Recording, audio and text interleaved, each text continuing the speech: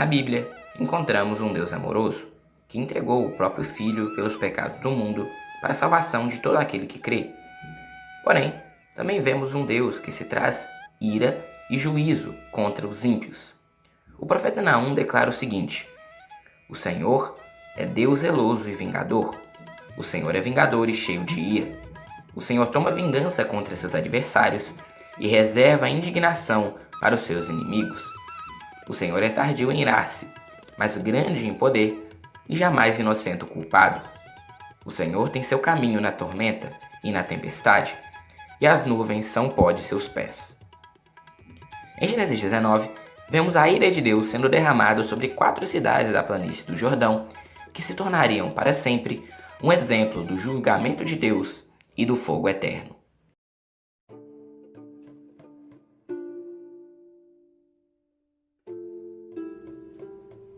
Ao anoitecer, vieram 2 anjos a Sodoma, a cuja entrada estava Ló assentado. Este, quando os viu, levantou-se e, indo ao seu encontro, prostrou-se, rosto em terra, e disse-lhes: Eis agora, meus senhores, vinde para a casa de vosso servo, pernoitai nela e lavai os pés. Levantar-vos-eis de madrugada e seguireis o vosso caminho. Responderam eles: Não, passaremos a noite na praça. Insistou-lhe muito, e foram e entraram na casa dele, e deu-lhes um banquete. Fez assar uns pães asmos, e eles comeram. Os 2 anjos foram enviados a Sodoma para ver se o clamor contra aquela cidade realmente estava correspondendo com o que aconteceu. O fato de Ló estar sentado na porta da cidade talvez indicasse uma alta posição, porque a entrada de uma cidade era muitas vezes usada por atividades comerciais e onde decisões de justiça eram tomadas. Por exemplo, foi no portão da cidade de Belém que os anciãos decidiram o caso de Ruth. Por essa razão, alguns acreditam que Ló poderia ter sido até um prefeito de Sodoma. O tratamento de Ló é parecido com o de Abraão no capítulo 18. Isso mostra mais uma vez o caráter hospitalar da família de Abraão. No vídeo passado, lemos que os sodomitas eram bastante prósperos, porém nunca se importaram com os necessitados, em contraste com a atitude hospitaleira de Ló. Mas, antes que se deitassem, os homens daquela cidade cercaram a casa. Os homens de Sodoma, tanto os moços como os velhos. Sim, todo o povo de todos os lados. E chamaram por Ló e lhe disseram: Onde estão os homens que à noitinha entraram na tua casa? Traze-os fora a nós, para que abusemos deles. Saiu-lhes então Ló à porta, fechou-a após si e disse-lhes: Rogo-vos, meus irmãos, que não façais mal. Tenho 2 filhas, virgens. Eu vou-las trarei, tratai-as como vos parecer. Porém, nada façais estes homens, porquanto se acham sob a proteção de meu teto. Eles, porém, disseram: Retira-te daí. E acrescentaram: Só ele é estrangeiro. Veio morar entre nós e pretende ser juiz em tudo?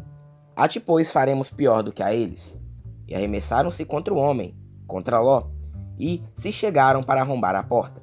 Porém os homens, estendendo a mão, fizeram entrar Ló e fecharam a porta, e feriram de cegueira os que estavam fora, desde o menor até o maior, de modo que se cansaram à procura da porta.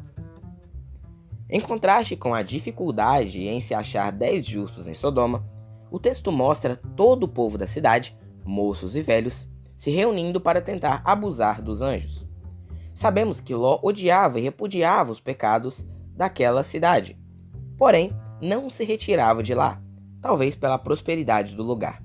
O apóstolo Pedro fala o seguinte sobre Ló: E, reduzindo a cinzas as cidades de Sodoma e Gomorra, ordenou-as à ruína completa, tendo posto como exemplo a todos que venham viver impiamente.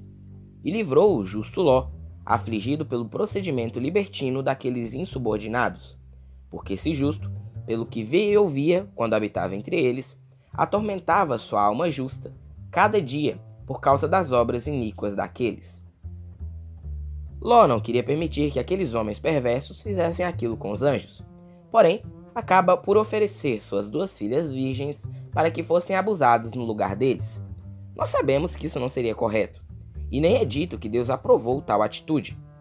Em Juízes 19, vemos um caso bastante parecido, porém no caso, a mulher é posta para fora e abusada durante toda a noite pelos homens de Gibeá, mostrando que o povo israelita que deveria tomar o julgamento de Sodoma como exemplo, acabou feito bastante pior. É bem provável que Ló já tivesse advertido aqueles homens do seu pecado. Por isso eles lembram que Ló era um estrangeiro, e no entendimento deles, Ló estava querendo ser juiz deles, e se arremessaram contra ele num terrível ato de ingratidão com a família de Abraão, que havia libertado todo o povo de Sodoma nas mãos do rei Elamita. A palavra usada para cegueira só é usada em 2 textos na Bíblia, aqui e em 2 Reis 6,18, quando Deus cegou o exército sírio que cercava a cidade de Dotã. E não significa uma cegueira total, mas sim que eles não conseguiam enxergar bem. Mesmo não conseguindo enxergar direito, aqueles homens ainda se cansaram à procura da porta, o que mostra o nível de pervertidos que os sodomitas eram. Então, disseram os homens a Ló: tens aqui alguém mais dos teus? Genro, e teus filhos e tuas filhas, todos quantos tens na cidade, faze-os sair desse lugar. Pois vamos destruir esse lugar, porque o seu clamor se tem aumentado, chegando até a presença do Senhor. E o Senhor nos enviou a destruí-lo. Então saiu Ló e falou a seus genros, aos que estavam para casar com suas filhas, e disse: levantai-vos, saí desse lugar, porque o Senhor há de destruir a cidade. Acharam, porém, que ele gracejava com eles.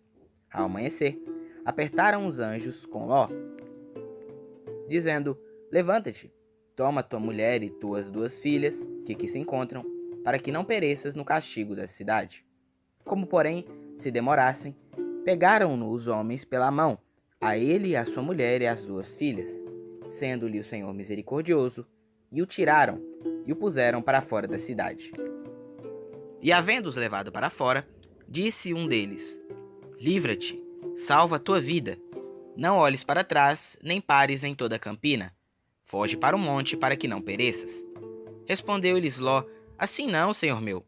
Eis que o teu servo achou mercê diante de ti, e engrandeceste a tua misericórdia que me mostraste, salvando minha vida.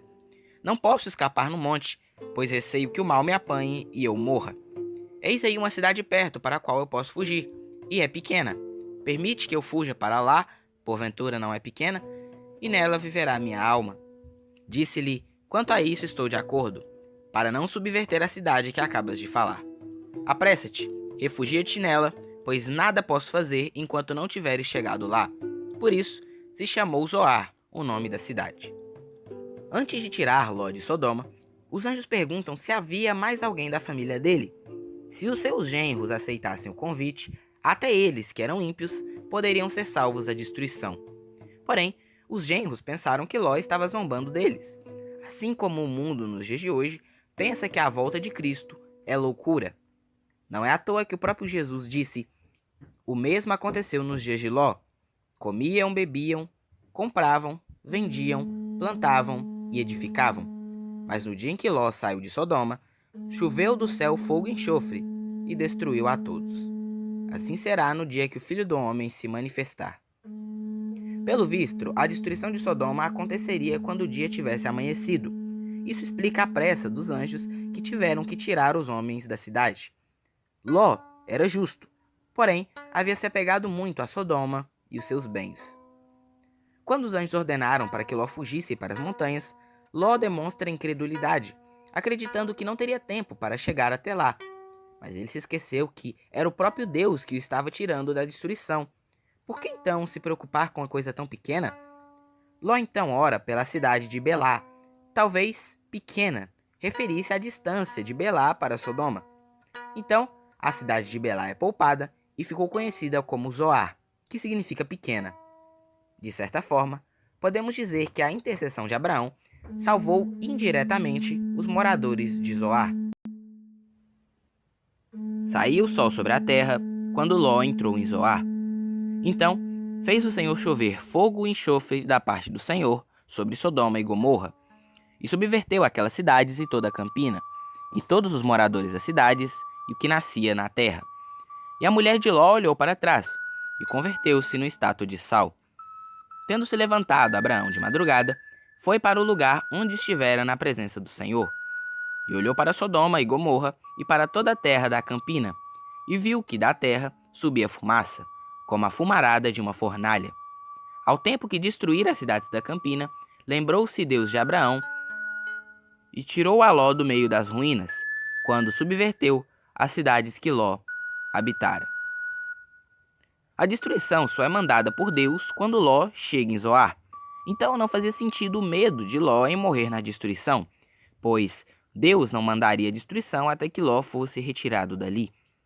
O grave castigo não incluiu apenas Sodoma, mas Gomorra, Adimá e Zeboim. Aqueles lugares se tornaram um exemplo perpétuo de destruição e desolação. Crescerá nela erva alguma, assim como foi a destruição de Sodoma e de Gomorra, de Adimá e de Zeboim, que o Senhor destruiu na sua ira do seu furor. Existe um sítio arqueológico na Jordânia chamado Tel El Hammam. Desde 2005, as escavações foram conduzidas pelo arqueólogo Stephen Collins. Collins acredita que Tel Hammam seja o local da Sodoma bíblica. Os arqueólogos puderam ver uma camada escura, com cerca de 1,5 metro de espessura, misturada com carvão, cinza, tijolo e cerâmica derretida. Parece que o culpado em Tel El Hammam foi um pequeno asteroide semelhante ao que derrubou 800 milhões de árvores na Rússia, em 1908. Teria sido uma versão muito menor da rocha gigante, com quilômetros de largura, que levou os dinossauros à extinção há 65 milhões de anos. Experimentos com fornos de laboratório mostram que a cerâmica borbulhada e os tijolos de barro em Tel El Hammam se liquefaziam em temperaturas acima de 1.500 graus. Isso é quente o suficiente para derreter um automóvel em minutos. A camada de destruição também continha pequenas bolas de material derretido, menores do que partículas de poeira no ar. Chamadas de esférulas, elas são feitas de ferro vaporizado e areia derretida a cerca de 1.590 graus Celsius. Passando pela atmosfera, a rocha explodiu em uma enorme bola de fogo a cerca de 4 quilômetros acima do solo. A explosão foi cerca de 1.000 vezes mais poderosa do que a bomba atômica de Hiroshima. Chocados, os moradores da cidade que olharam para ela ficaram cegos instantaneamente. A temperatura atmosférica subiu rapidamente acima dos 2.000 graus Celsius. Roupas e madeiras imediatamente arderam em chamas. Espadas, lanças, tijolos de barro e cerâmica começaram a derreter. Quase imediatamente, a cidade inteira estava em brasas. Se Tel El Hammam realmente for a Sodoma bíblica, podemos ter uma ideia de como a ira de Deus foi derramada ali, a temperatura chegando a mais de 2.000 graus Celsius, que derreteu materiais, cerâmica e tijolos. Imagine o que não fez com os moradores de lá. O autor de Gênesis faz questão de destacar que o fruto da terra e a campina foram destruídas. Em Gênesis 13, Ló escolhe viver entre os pecadores por causa da boa terra e do fruto. Porém, tudo isso era ilusão e foi destruído juntamente com Sodoma. A ordem de não olhar para trás foi desobedecida pela mulher de Ló. No hebraico, significa que ela seguiu olhando para trás atentamente, com saudades e com desejo de voltar. Ou seja, o coração dela estava em Sodoma. Trazendo para os dias de hoje, Cristo continua o sermão que citou Sodoma da seguinte maneira: naquele dia, quem estiver no eirado e tiver os seus bens em casa, não desça para tirá-los, e de igual modo quem estiver no campo, não se volte para trás. Lembrai-vos da mulher de Ló. Quem quiser preservar sua vida, perdê-la-á, e quem a perder, de fato, a salvará. Existe até hoje um rochedo peculiar no extremo sul do Mar Morto, perto de Qumran, que os árabes chamam de Bint Sheikh Ló, ou seja, a esposa de Ló. É uma ponta alta e isolada de rocha que realmente tem uma curiosa semelhança com a mulher com a criança em seu ombro. O relato da destruição de Sodoma mostra que Deus ouviu a oração de Abraão e tirou Ló de lá. Abraão realmente estava certo. Deus não destruiria o justo com o ímpio. Nisto, sabemos que Deus, ao mesmo tempo que é fogo consumidor para os ímpios, é amigo e protetor para os justos. O infortúnio matará o ímpio, e os que odeiam o justo serão condenados. O Senhor resgata a alma de seus servos, e dos que nele confiam, nenhum será condenado.